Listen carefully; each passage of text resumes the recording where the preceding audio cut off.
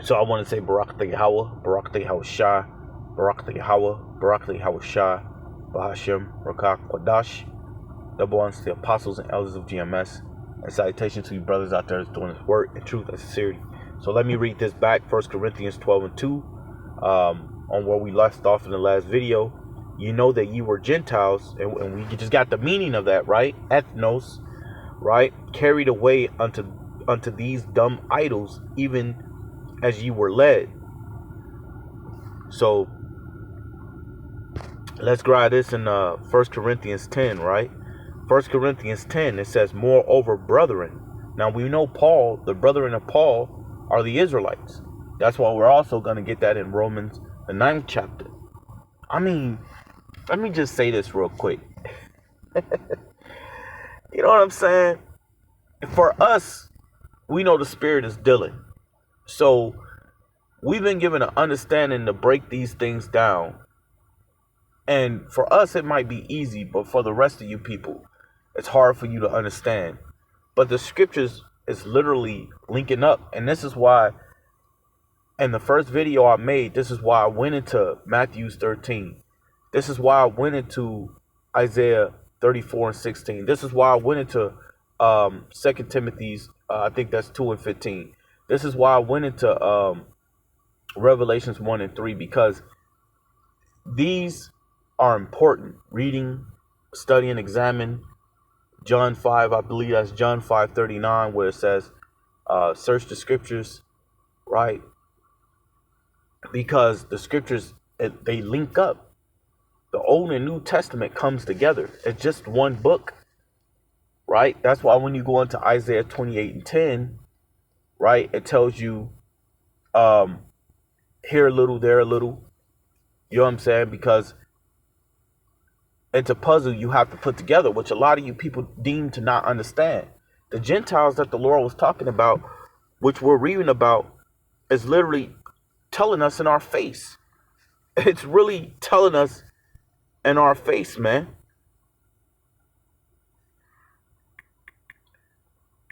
Right? So, Salaki, bear with me for a second.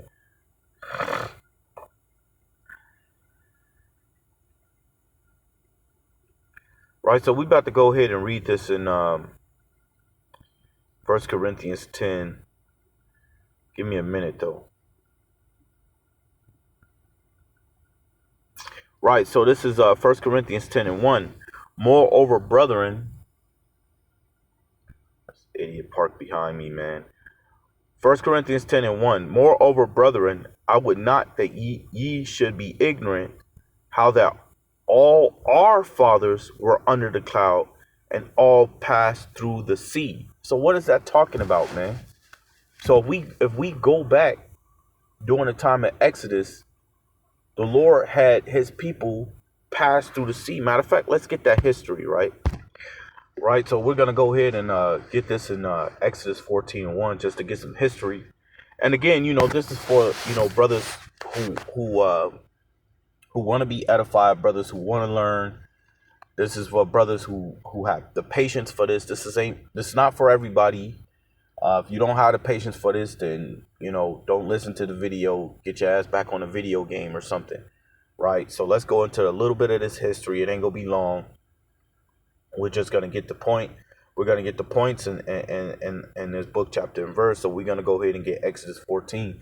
And it's very important to listen to these things, because when you're reading the scriptures, man, you have to pay attention to, you know, the simplest of things, right? So what we're getting here in 1 Corinthians 10, it says, moreover, brethren, I would not have that ye should be ignorant how that all our fathers were under the cloud and all passed through the sea. So first, what I'm going to get passing through the sea. Then I'm going to go under the cloud. What it means that passed through the sea, and what it means that we're under the cloud. Right? So first we're going to grab this in Exodus 14.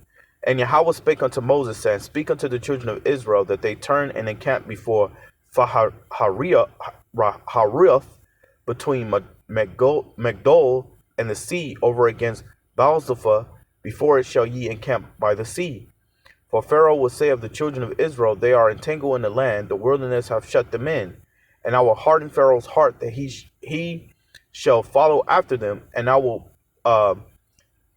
be honored upon Pharaoh and upon all his hosts, that the Egyptians may know that I am Yahweh. And they did so. And it was told the king of Egypt that the people fled, and the heart of Pharaoh and of his servants were turned against the people. And they said, why have we done this, that we have left Israel go from serving us? And he made ready his chariot. Well, that because all your firstborn sons died, and your kids died, and your cattle. I mean, obviously, but let me keep going. Salakia, that was, you know what I'm saying. Let's keep going though. And he made ready his chariots and took his people with him. And he took 600 chosen chariots and all the chariots of Egypt and captains over every one of them. And Yahweh hardened the heart of Pharaoh, king of Egypt, and he pursued after the children of Israel. And the children of Israel went out with in high hand. But the Egyptians pursued after them all the horses and chariots of Pharaoh and his horsemen and his army, and overtook them encamping by the sea besides Fen Haroth before Baal-zephah. And when Pharaoh drew nigh, the children of Israel lifted up their eyes, and behold, the Egyptians marched after them, and they were so afraid. And the children of Israel cried out unto Yahweh. And they said unto Moses, because there were no graves in Egypt, hast thou taken us away to die in the wilderness? Wherefore hast thou dwelt with us to carry us forth out of Egypt? This is why you could see in the times that we live in now why faith is most important. If you really read, man, and in the New Testament, there's more scriptures that talk about having faith, man.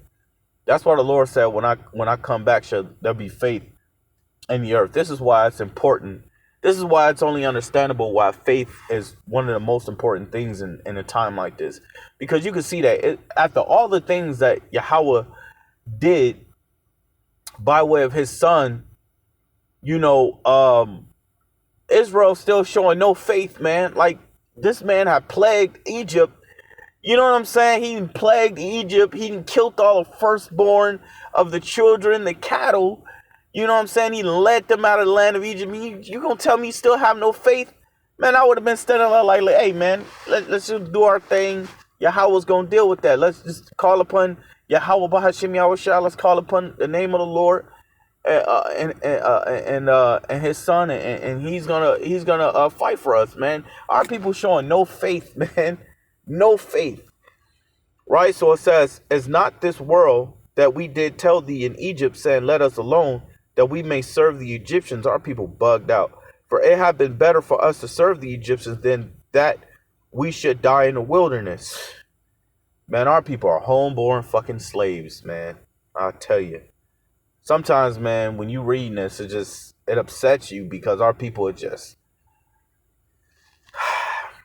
And Moses said unto the people, "Fear ye not, stand still and see the salvation of Yahweh, which he will show to you today. For the Egyptians whom ye have seen today, ye shall see them again no more forever.